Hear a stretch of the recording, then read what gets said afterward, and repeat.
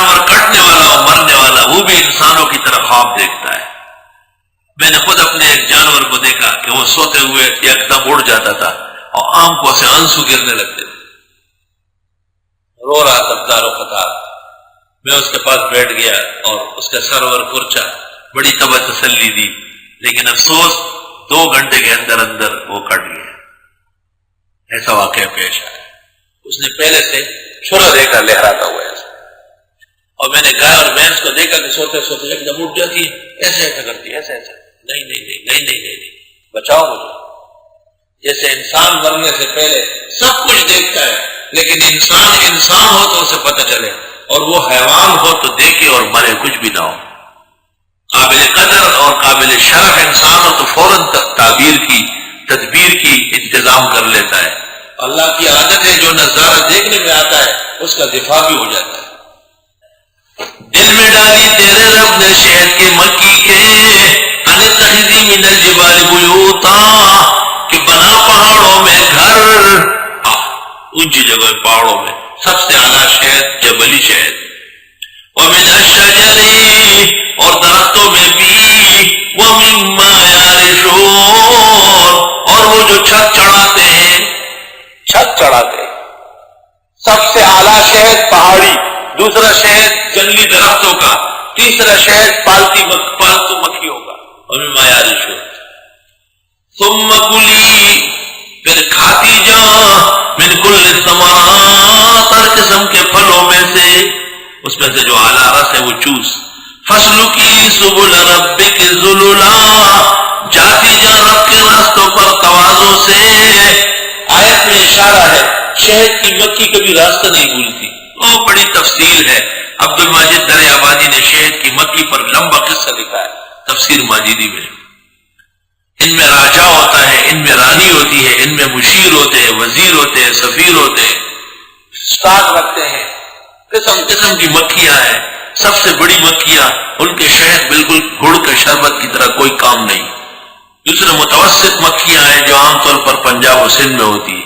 تیسرے چھوٹی مکھیاں ہیں جو افغانستان کے علاقوں میں, خاص کر خوص کے علاقوں میں سفید شہد بناتی ہے. اور چھوٹی مکھیوں کا شہد مشکل سے 1 پاؤ نکلتا ہے, ورنہ چٹان. 1 پاؤ 1000 روپے کا ہو تو سستا ہے, بشرطے کہ واقعی خالص ہو. ثم کلی, پھر کھاتی جا, من کل الثمرات ہر قسم کے پھلوں میں سے. فسلکی, چلتی جا, سبل ربک ذللا رب کے راستوں پر عاجزی سے. بڑی غریب, بڑی مسکین, چلتی چلتی چلتی چلتی اپنے مقام پہ پہنچ جاتی ہے. میں یہاں سے مکھی کے شہد کے مکھیاں لے گیا تھا جہانگیرہ, 3 مکھیاں لے گئے تھے پکڑ کے. آپ یقین کریں 24 دن کے بعد وہ پہنچ گئی ہے, اور دیر تک دفتر کے سامنے مڈلاتی رہی کہ کیوں لے گئے ہمیں, کیونکہ ان کا چھتا ادھر ہی تھا. بے شمار چھتے ہیں درختوں میں. یخرج من بطونها شراب, نکلتا ہے ان کے پیٹ سے بھی شربت. پہلے دودھ کا ذکر, دودھ کی فضیلت شہد سے زیادہ ہے. مختلف الوانہ, علیحدہ علیحدہ ہے اس کے رنگ. بیری کا شہد بالکل کالا, پنجاب و سندھ کا شہد بالکل گندے کا رس,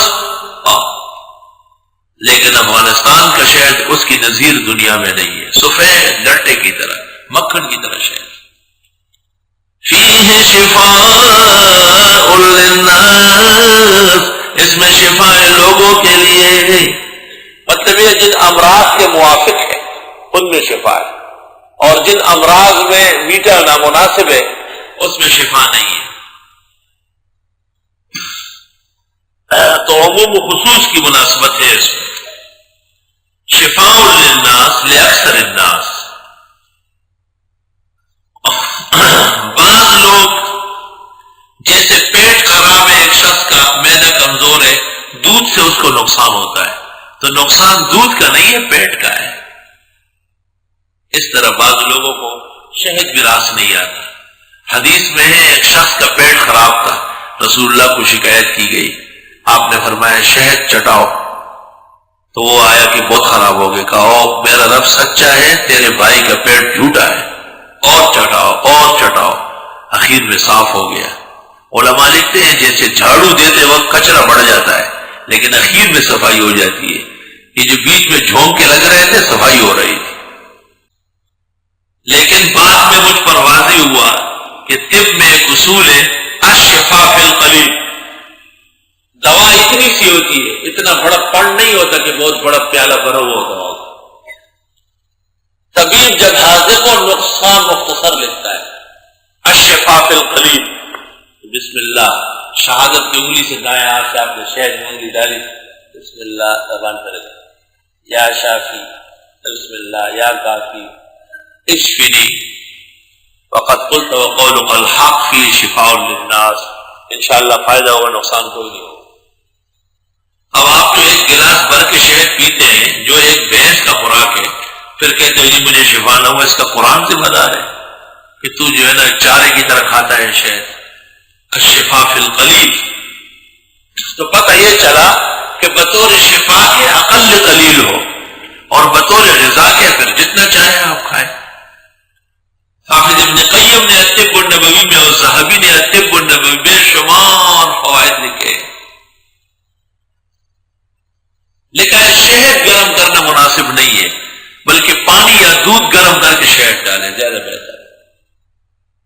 اور شہد چمچوں سے کھانا ٹھیک نہیں ہے، انگلی سے چاٹنا مناسب ہے. شہد کے لیے بہتر ہے کہ معدہ خالی ہو، معدہ بھرا ہوا ہو اور شہد خالی یا دبا سکتا ہے. ان فی ذلک لآیۃ لقوم یتفکرون. بے شک اس میں نشانی ہے ان لوگوں کے لیے جو سوچتے ہو. واللہ خلقکم، اللہ ہی نے تم کو پیدا کیا. ثم یتوفاکم، پھر تمہیں موت دے گا. ومنکم من یرد الی ارذل العمر، اور تمہیں میں سے بعض ہیں جو لٹائے جاتے ہیں رذیل عمر کی طرف. اور رذیل عمر کون سی ہے؟ لِكَيْ لَا يَعْلَمَ بَعْدَ عِلْمٍ شَيْئًا، تاکہ جانے نہیں جاننے کے بعد کچھ بھی. اللہ محفوظ فرما. اللہم لا تبلغنا الى ارذل العمر، خدا رذیل عمر سے محفوظ فرما. افضل حیات، افضل گھڑیاں، افضل اعمال نصیب فرما. اہل الحدیث طویلۃ الاعمار ووجوہہم بدعاء النبی منضرات. علماء حدیث کی عمریں زیادہ ہوتی ہیں اور ان کے چہرے پیغمبر کی دعا کی برکت سے روشن ہوتے ہیں. اہل الحدیث طویلۃ الاعمار ووجوہہم بدعاء النبی منضرات. وسمعت من بعض المشائخ انہو، بعض بزرگوں سے سنا ہے ارزاقہم ایذر بہ متکثرات، کہ علماء حدیث و طلباء حدیث کا رزق وسیع ہوگا. سبحان اللہ. جب حدیث کا یہ عالم ہے تو قرآن تو یقیناً اعلیٰ ہے کلام. ان اللہ علیم قدیر، بے شک اللہ تعالیٰ علم و قدرت والے ہیں.